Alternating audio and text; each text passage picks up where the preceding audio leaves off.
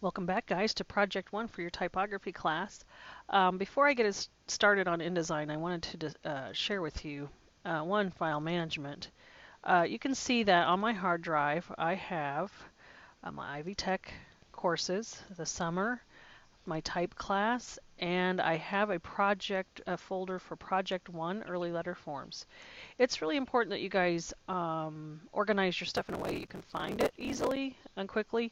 It's not just expected of you here, it's expected of you out in the industry. If you're taking 10 minutes to find files, that's not very productive. I do have my letters, or excuse me, my typography for the history of the letter K. It's in Microsoft Word. This one is, looks like I have 477 words. And how do I know that? Well, at the bottom of my Word document, it will tell you, if you put your cursor at the end, how many words you have.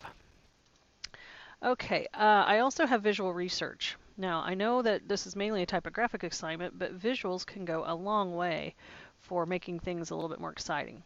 So let me open that folder and I will show you what I have. Now, I researched cough, and it came from the symbol of the hand, and they think it originated even as far back as Egyptian hieroglyphics. So I found a hieroglyphic of a hand. I'm not using that particular graphic, but I did use it as research. Here I drew the hand, and then I found these graphics online when I was researching the history of the letter K, or cough. And it did state that it went back as far as Egyptians. Egyptians traded with everybody, and as the civilization and the world grew, it eventually got to the Phoenicians, and then to the Greeks, then to the Etruscans, then to the Romans, and then finally we've got it here. Well, to the English through various routes. But it's pretty amazing how these letter forms evolved. I also found a photograph of a silhouette of a hand, and if you see, there looks to be a K in there, so I thought visually that was cool. And I also grabbed a handprint. Now, the file types I use, this was an Adobe Illustrator document that I then converted to a TIFF in Photoshop. This is a 1200 pixels per inch TIFF. I also converted this from Illustrator to Photoshop as a 1200 pixels per inch TIFF. You're probably wondering why not just use Illustrator. Well, TIFFs are small file sizes, they print easier, and I can colorize them in InDesign. Here's my hand in Illustrator, here's the TIFF. A couple of hands again I used from a photograph and illustrated, and so on. Okay. And I also have an InDesign draft that started, but I'll start a new one. So organize your files. Make sure you can get to them really quickly without having to spend 10 minutes looking for them. Okay, so we're going to start a new document in InDesign. And what we're going to do is we're going to click on the new document button here. When InDesign opens, that comes up. If you already have InDesign open and this window is not up, go to File, New, and Document, or Command in or Control in on a PC. So I'm going to hit the New Document button. This is not a book, so uncheck Facing Pages. This is also not 8.5 by 11 inches or letter. It is 10 by 10. So in the width, type in 10. Do not disregard the fact that this is already set in picas. Type in IN for inches. It'll convert it to picas. There's 6 picas in an inch, so 10 picas, when I hit the tab key, will automatically convert to 60 picas. So I'm going to tab to the next field, type in 10 IN again. Number of columns. The more columns you have, the more flexibility you have. I'm just going to start with 3. And then on my margins, this is a 1/2 inch margin. You can increase this or decrease it. Now, how do I know it's a 1/2 inch margin? 3 picas is a 1/2 inch, okay? If 6 picas is an inch, then 3 picas is a 1/2 inch. So I'm going to do, let's see, I'll do 5 picas all the way around. Okay? Now, this is linked, so it'll automatically change everything. If it's unlinked, I clicked on it and unlinked it, then you can have various margin sizes. So if you want your bottom margin to be a little bit bigger, make it 6 pica. Everything else might be 5. That's up to you. The gutter is the space between the columns. How much little bit of white space there is between there. the three columns. Okay, so these are columns. These are gutters. This is my 5 pica margin. This is my 6 pica margin, the bottom. And let's discuss the anatomy of this just a little bit. This is my entire page, or project, which falls between the black lines. So from one black line to another is 10 inches, or 60 picas. If you want to change your picas to inches, right-click on the ruler and choose inches. You'll also need to do this on the ruler on the side, the vertical ruler. Otherwise, you'll have picas on one and inches on the other. So you can see this is 10 inches wide by 10 inches tall. The black line is the edge of the page. A lot of people think the pink line is the edge of the page, and that is absolutely not true. Okay, if I hit the W key, you can see that this is what I would get if I printed. So this is the actual page size. Now, if you hit the W key and you're in a type box, that's a problem. Now, what this is a safety margin for your body copy. I mean, and some headlines possibly, but artwork can go beyond it. Big headlines oftentimes go beyond it. But really, this margin is saying, hey, don't put your body copy anywhere past this. Okay, so it helps you with some alignments and things like that. Now, speaking of body copy, I want to bring in the body copy. Now, I will not open Microsoft Word and copy and paste. That's very, very bad habit to get into. Instead, what I will do is I will go to File and Place. Okay, Command D on a Mac, Control D on a PC. Now, I need to go find my type. Now, this is the reason why it's so important to be organized. Mine's on my hard drive in Viscom Courses 2013 Type Project 1, and there's my Word document. You see why it's so important to have everything organized? You can find it quickly. So I click on the Word document. History of K is what I called it, and I hit Open. Now, what I'm going to get here, besides the spinning beach ball, is a loaded cursor. Now, the cursor, when it's loaded, you can do several things with this. If I were to just click, it would automatically put that text in one of the columns. Now, I'm going to hit Command Z because that's not, well, before I do, I want you to know about this little plus sign down here. This plus sign, red plus sign in the box, indicates that there is more copy, meaning all the body copy is not there. If I click on that plus sign, and I go to the next column and click, it will automatically pour it into the next column. Now that's the end of the text when you have a blank box near the lower right-hand corner. So that's all the text I have, which is a bit more than what I really need.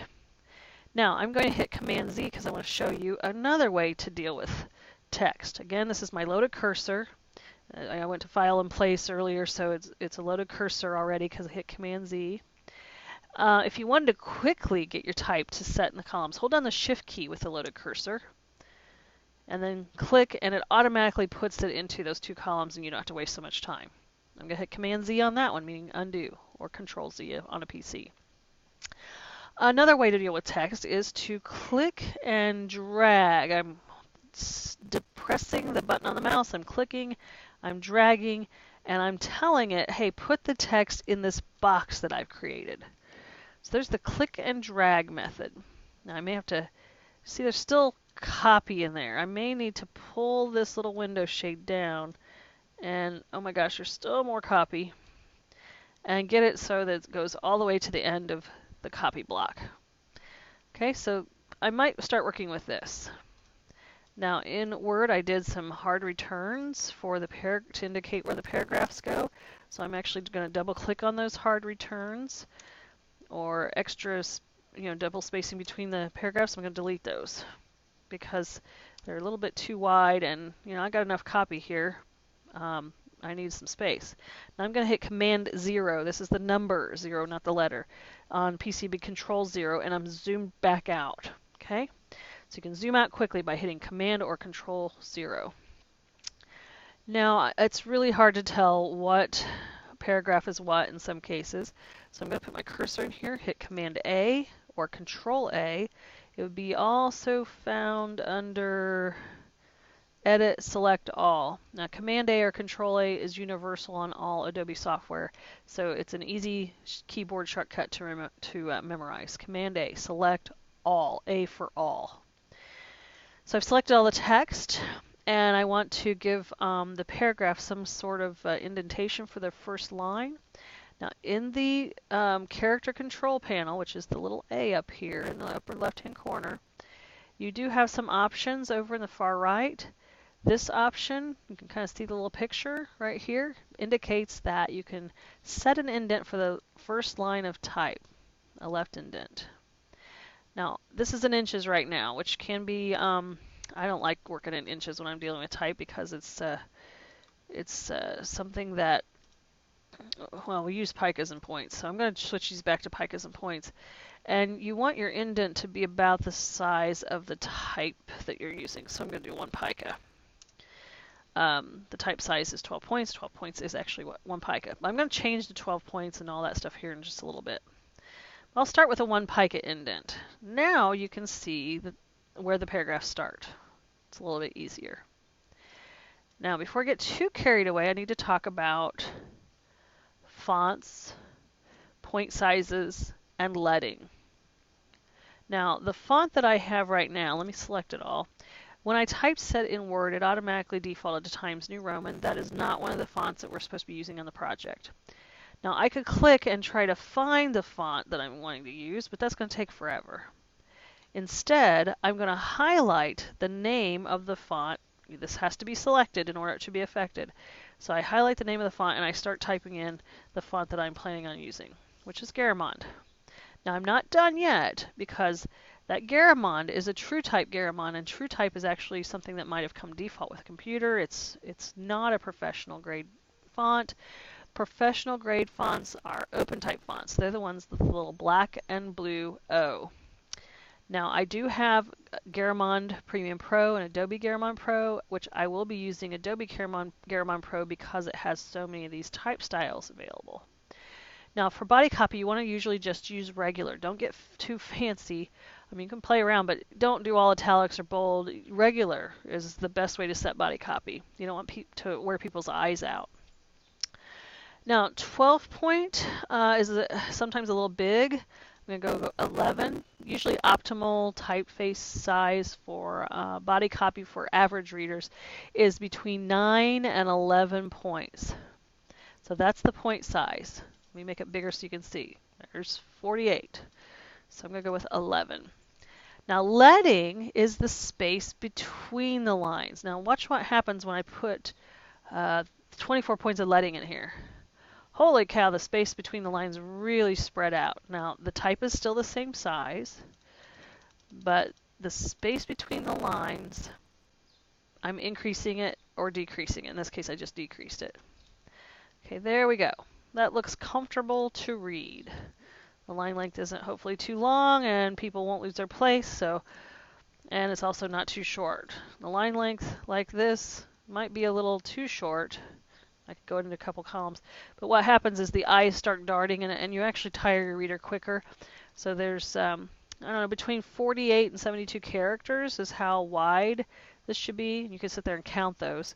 Any shorter or any longer might create some fatigue or have the reader lose their place. Or read the same thing twice, which is called doubling. Okay, so I changed my font to Garamond Pro, or my typeface to Garamond Pro, regular. It's 11 points, which is small enough for this. It's got a small X height over 14. Now, when I say X height, you may not know what in the world I'm talking about. So I'm going to take a word out of this paragraph and I'm going to copy it into its own type box here. So I'm going to draw a type box and paste it. Let me take off the indent for the paragraph. Let's put it at 0. There we go. Now I'm going to take this Garamond word, symbols set in Garamond rather, and I'm going to hold down the Alt key and the Shift key, and I'm dragging it over, and that's copy and paste, and you just have a lot more control over where it copies and pastes when you hold the Alt key down, and then the Shift key just keeps it in line. And let me make this typeface Helvetica. Okay, I want to show you the difference between X heights. Well, one, Helvetica has a very big body, so I am going to have to make this box a little bit bigger. And you will see that these two do not look the same size. Helvetica looks bigger. However, when I check on this Garamond set symbols, it's 11 points. I check on Helvetica, it's 11 points. And you're going, how does that make sense? Well, let me pull a guideline down from this ruler, and I'm going to drag it down just at the bottom of these letters. Okay, nudge that up just a tiny bit. Whoops. Now, what you will see here in just a second is I'll pull another guide down, and I'm going to do it to the tops of these letters. Do it to the top of the Y on symbols. And you can clearly see that the body or X height of symbols is taller than the body or X height of Garamond, even though they're both 11 points. So why are they both 11 points? Well, that's a good question. Type is measured from the top of the ascender. So let me pull that up with a little tiny bit of white space. There's the top of the ascender. These are ascenders. So the top of the ascender, I just pulled a guide down. And they measure from the top of the ascender down to the bottom of the descender with a little bit of white space. Okay?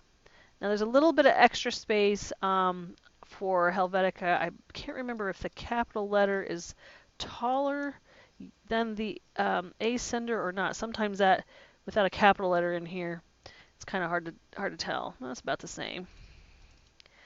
Let me do that. Okay. I'm just testing to see about how ascender. Okay, here the capital height is a little smaller than the ascender. Helvetica, the capital height is about the same. Okay. So capital heights have nothing to do with measuring type. Now, to measure again the type, you would go from the top of the ascender to the bottom of the descender. Now I'm going to grab a box and I'm going to draw it. So basically, oops, let me change that to stroke of none and fill of black. But you can see here from the top of this B's ascender down to the bottom of the Y's descender is 11 points, and this doesn't have a whole lot of white space. There should be a little bit of white space up there. And let's come over here, same kind of thing. Again, there's always a little bit of white space between. Now, let's see, what type size is this? 11 point. Oh, wow, that's pretty cool. So from the top of the ascenders to the bottom of the descenders is indeed 11 point. Now, to read this, it's 0 picas, 11 points. 11 just comes after the P. P stands for pica. PT stands for point. So if I were to put PT in here, it would just automatically, oh well, it doesn't recognize that. Okay, so that's pretty cool. These two typefaces are the same size, but their X heights are different, so Helvetica appears to be larger, when indeed they are both 11 points from the top of the ascender to the bottom of the descender. Cool to learn that, right?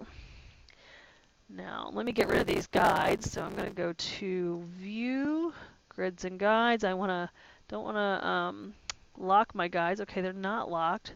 So I should be able to just click on it and hit Delete. There we go. Click on each one and delete them because I don't want to get confused later.